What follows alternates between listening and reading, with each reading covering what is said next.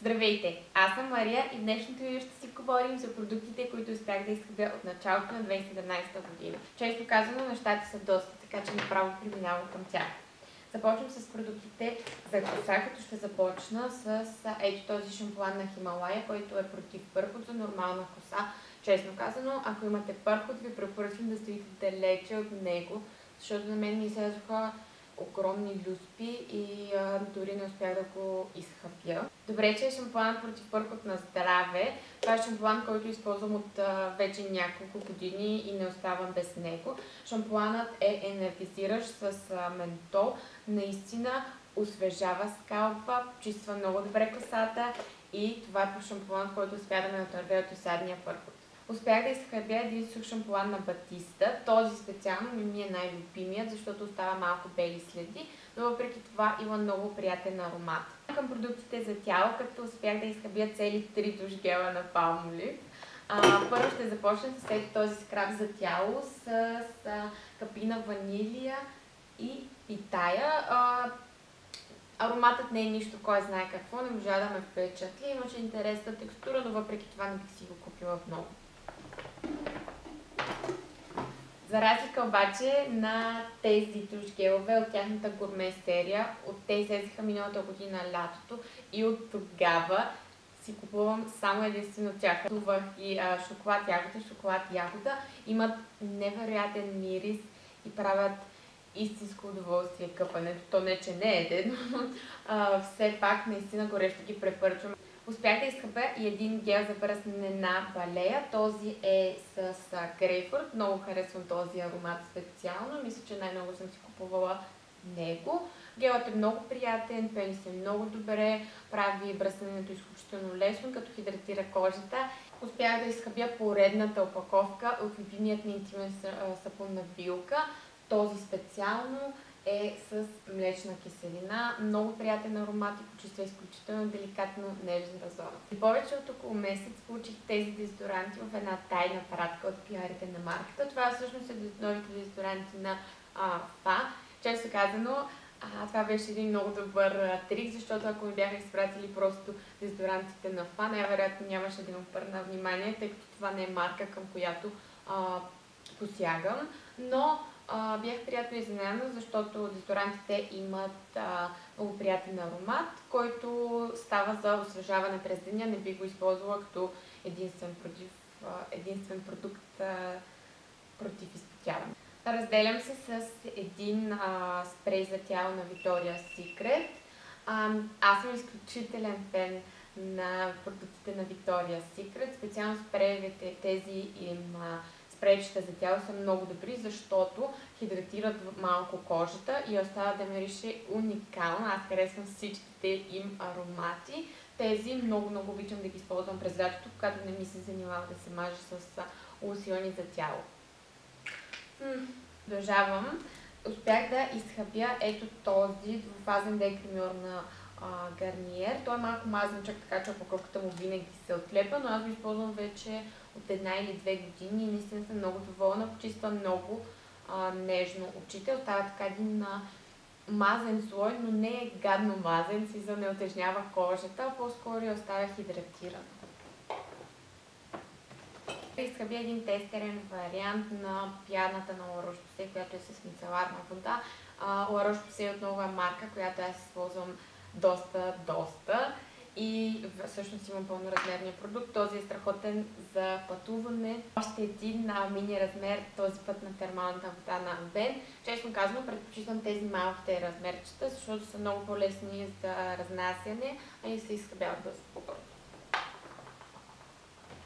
Успях да изхабя хидратиращият крем на Доктор Шелер с черна боровинка и марула.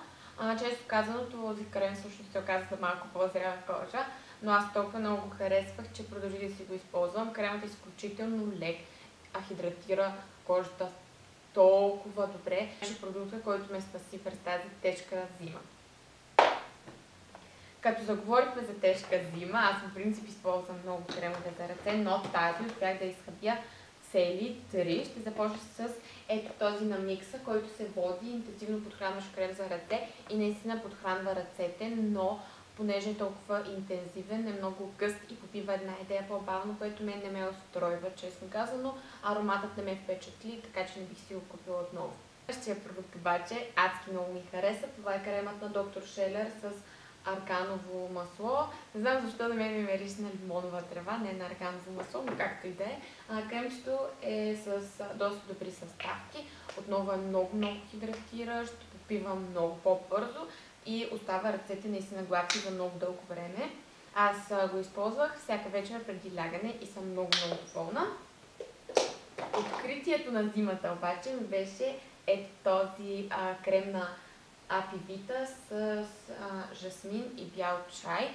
Този крем се води с лека текстура и наистина е такъв, но въпреки това хидратира адски много кожата. Пакът е много компактен, може да се носи много лесно в чантата. Ароматът е много приятен. Определено бих си го купила отново. Успях да изхъпя цели 2 пудри, като едната е любимата ми на Буржуа Healthy Balance. Много готина пудра, компактна опаковка, има огледало, матира добре лицето и няма прашнян ефект. За съжаление не мога да кажа същото за тази пудра на Catrice. Много трудно изхъбих, точно защото имаше прашнян ефект и не бих се я купила отново. Разделям се с още един продукт на Catrice, който не ми хареса. Това е едно нещо, което трябва веднага да матира устните ви, но аз изобщо не съм на това мнение. Това е едно гелче, което се усеща прекалено силиконово, поне за мен. Нанася се много трудно, опитах се с четка, опитах се с пръст, но когато я се свърши, червилото се размазва много лесно. Не видях някой велик матиращ ефект. Продължавам с още 2 продукта, които не ми харесаха.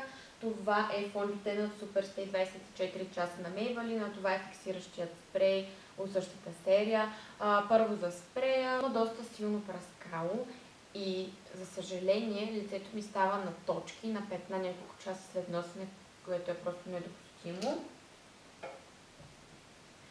Фондютена също не ми хареса, не ме впечатли с издръжливост. След няколко часа започва да се събира в зоната, да става на петна по челото и изобщо не ми дава този фреш лук, който е обещан. Успях да изхъпя ето този бронзант на Flormar. Те дори вече не са в такава опаковка, но въпреки това цветът е номер 43. Между другото, много красив нюанс, много траен продукт, много икономичен. Аз се боря с него от лятото, трябва да ви кажа. И съм наистина горда от себе си, че най-сетне успях да го изхъпя. Успях да изхъпя и едно балсамче на Илос. Този специално е с мента. Аз много харесвам балсамите на марката. Много са икономични, много са хидратиращи, стават страхотна основа за всякакви червила. Аз ги използвам абсолютно всяка сутрин преди да се гримирам. Още 2 много любими продукта. Това са капките за по-бързо засъхване на лак на Essence. Не очаквайте, нали, лак ви да засъхне за 20 секунди, но въпреки това помага малко. И маслото хидратира кожичките, което винаги е плюс. Поредната ми опаковка от топ лакът от гел серията и много е хубав. Използвах го от лятото. Стееше е виновна, тя толкова много ги хваляше. Това просто наистина е един много добър топ лак. Имам една очна линия тип писалка. За съжаление тази марка не може да се намери в България, но аз не съм фен на този тип очни линии, така или иначе няма да ми липсва. Се разделяме ето тази четка за пудра. Тя е много малка и компактна и ми беше много удобно да разнасям изнесисерите, но косъмчетата започнаха да падат прекалено много и не е удобно. Надявам се видеото да ви е харесало и до нови срещи!